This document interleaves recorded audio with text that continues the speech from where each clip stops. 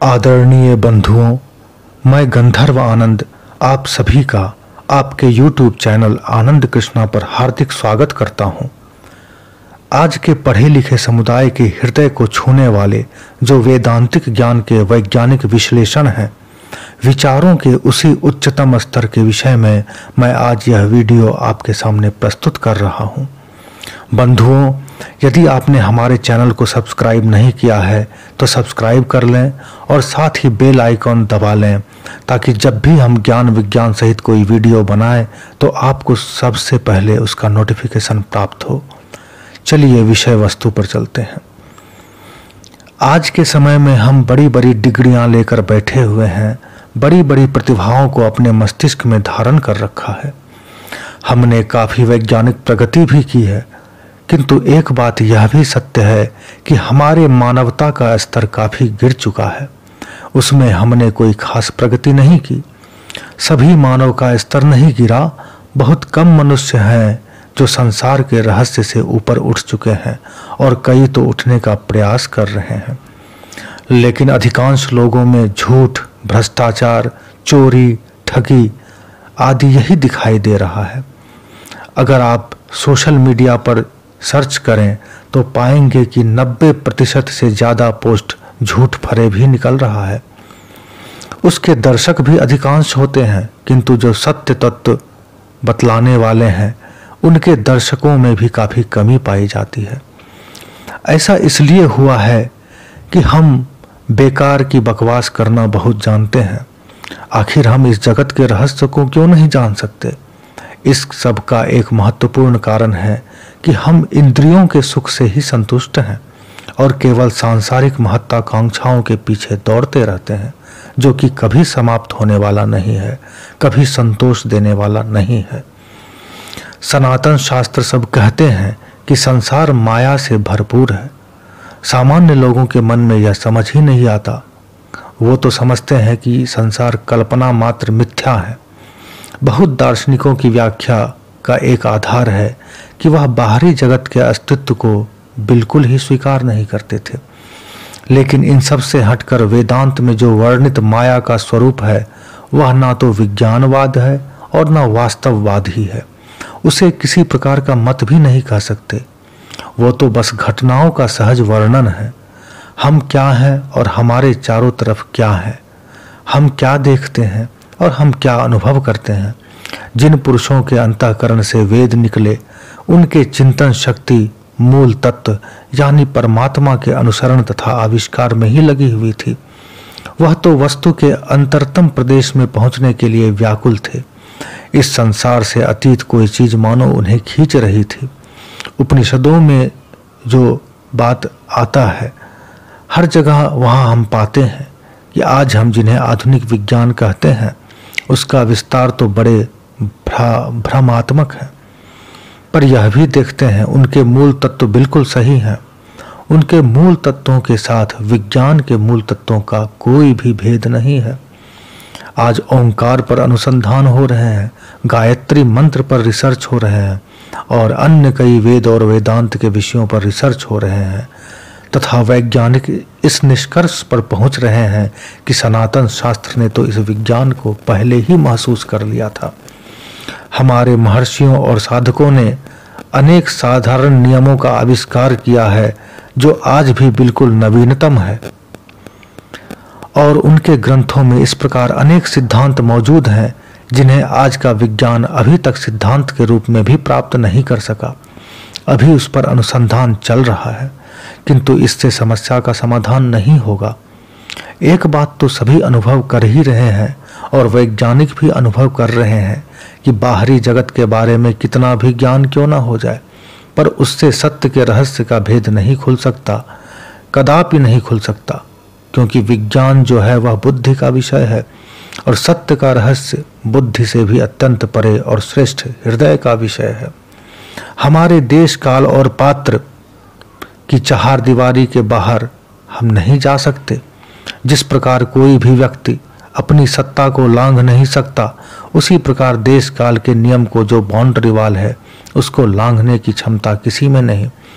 समस्त वेदांत का सार कहता है कि इस संसार का अस्तित्व जो है वह हमारे सापेक्ष है, इसका कोई निरपेक्ष अस्तित्व नहीं। हम अपने 5 इंद्रियों के द्वारा संसार को जिस रूप में महसूस करते हैं, यदि हमारे 1-2 इंद्रियां और होते तो हम और नई वस्तु को समझ पाते। एक बात यहाँ अत्यावश्यक है और समझने योग्य भी है कि इस संसार को अस्तित्व शून्य भी नहीं कहा जा सकता। यह सत्य और असत्य का मिश्रण है, क्योंकि यह वर्तमान तो दिख रहा है।